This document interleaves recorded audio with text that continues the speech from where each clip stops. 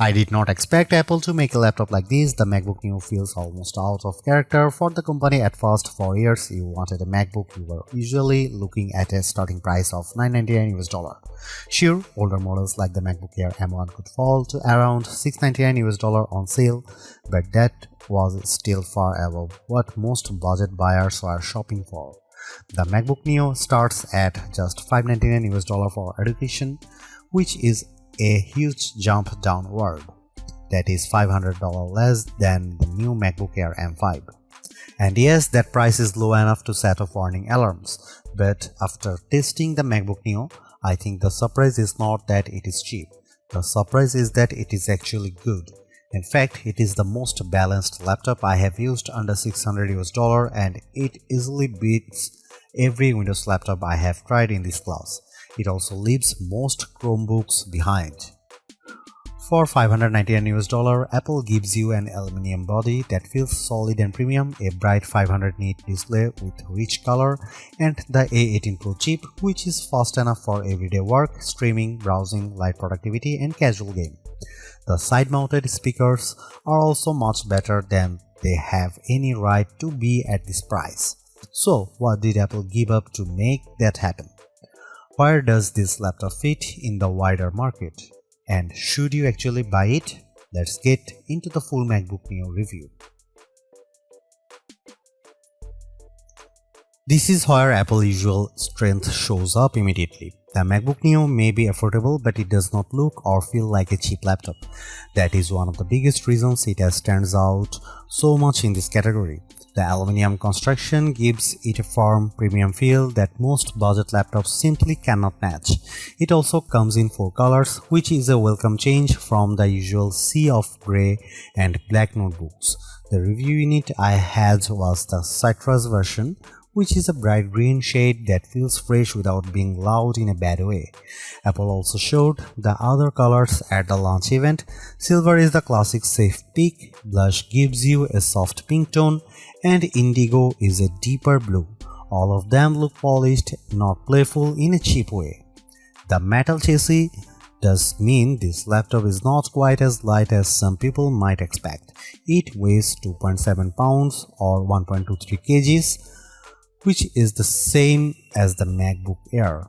That is still portable, but for students carrying it around campus or kids moving between rooms, it is not invisible in a backpack. It is also a bit thicker than the Air. Apple has also colored the keyboard to match the body, which helps the whole design feel more unified. That is a small detail, but Apple does a good job with those little visual touches. One thing to know is that Touch ID is not included on the base model. If you buy the 512GB version, you get the fingerprint button on the keyboard. That is much more useful than the standard log button on the cheaper model, especially because Touch ID speeds up logins, purchases, password entries, and app approvals. It is a shame Apple locked that feature behind the more expensive configuration, since biometric security is already common on many cheaper laptops. The keyboard itself is comfortable and familiar. It feels like a proper Magic Keyboard, which is good. The bad news is that it is not backlit. That is probably the clearest compromise Apple made to hit this price point, and it matters more than some people might think. In a dim classroom, a dorm room, or a late night study session, the missing backlight becomes annoying fast.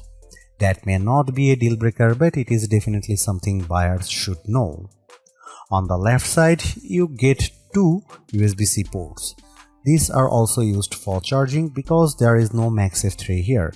At first glance, the ports look the same, but they are not.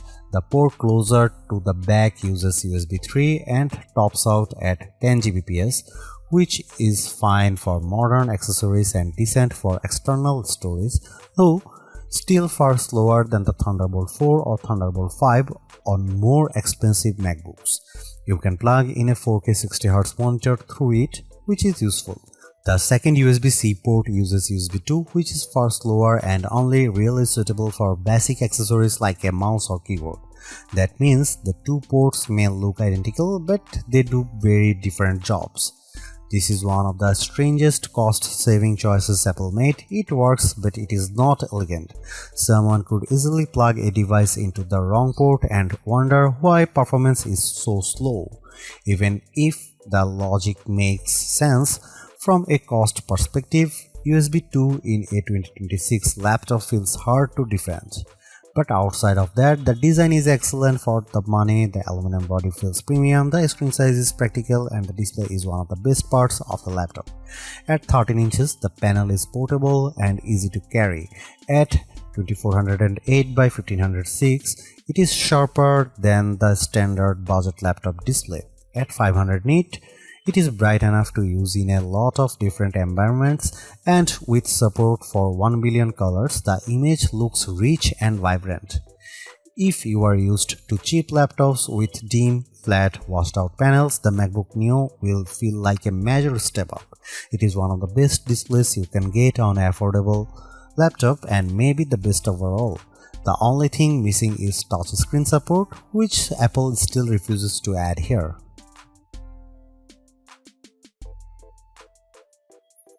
The MacBook Neo's performance story is unusual, but it makes sense once you look at the pricing. Instead of using an M series chip, Apple chose the A18 Pro, the same chip that powered the iPhone 16 Pro. On paper, that sounds strange. In practice, it is a smart, cost-saving move. Apple has been building mobile chips for much longer than its computer chips, and the latest iPhone silicon is extremely capable. For a budget laptop, that may be a better approach than using a weak conventional laptop chip that struggles under normal use. Using an older iPhone chip lets Apple keep the price down while still delivering strong everyday performance. You might wonder why Apple did not simply use an older M chip like the M1.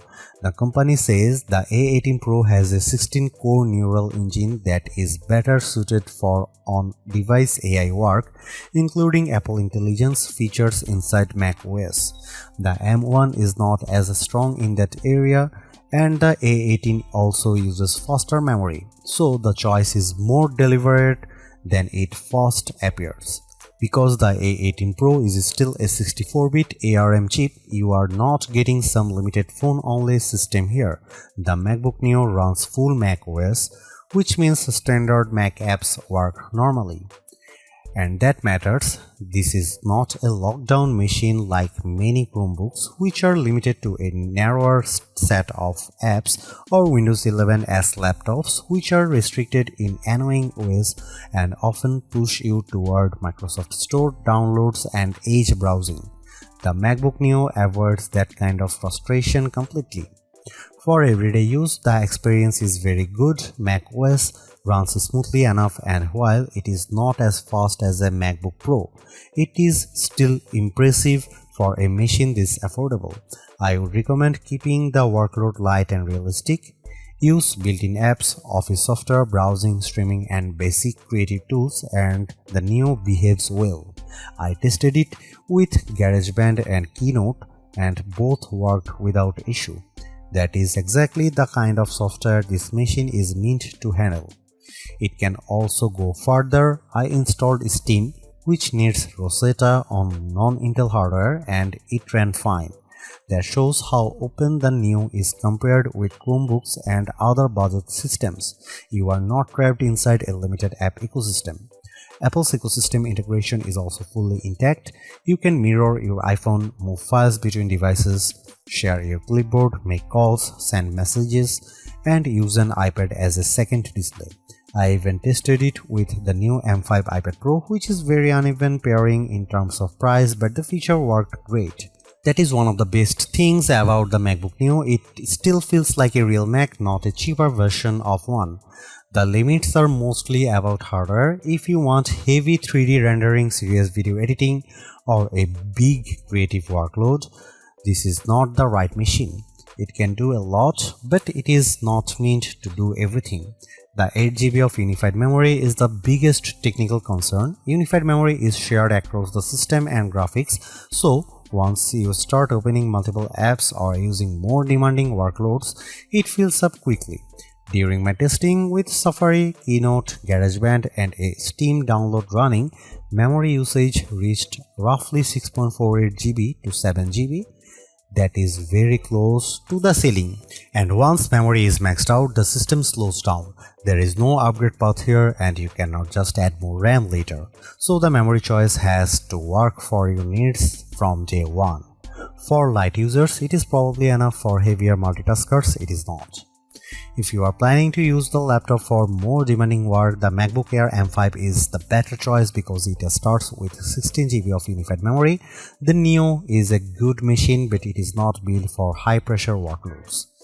Gaming is possible too, though not in a high-end way. I got Cyberpunk 2077 running at a playable 30 FPS using the For This Mac preset. It was heavily reduced visually with many settings turned low or off, but the fact that a fanless $599 laptop can do that at all is genuinely impressive.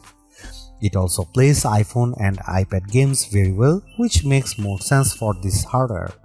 Overall, the performance is strong for the money. It is good for school, web work, media and light productivity. It is flexible, quiet and more capable than most rivals, but it is still a budget machine and it should be treated like one. One more plus, it is fanless. That means silent operation, which is a big deal when you compare it with budget Windows laptops that often becomes noisy under load. The MacBook Neo is the best budget laptop you can buy right now.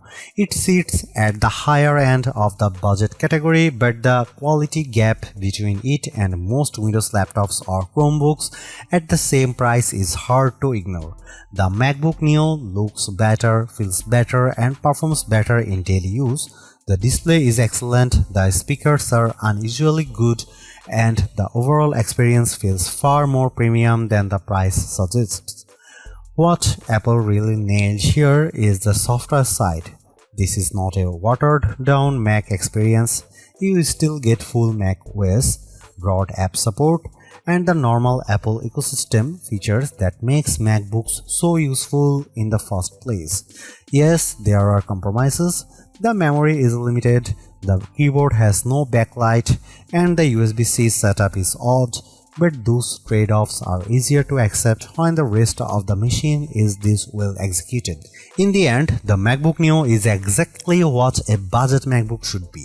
Simple, capable, polished, and worth the money.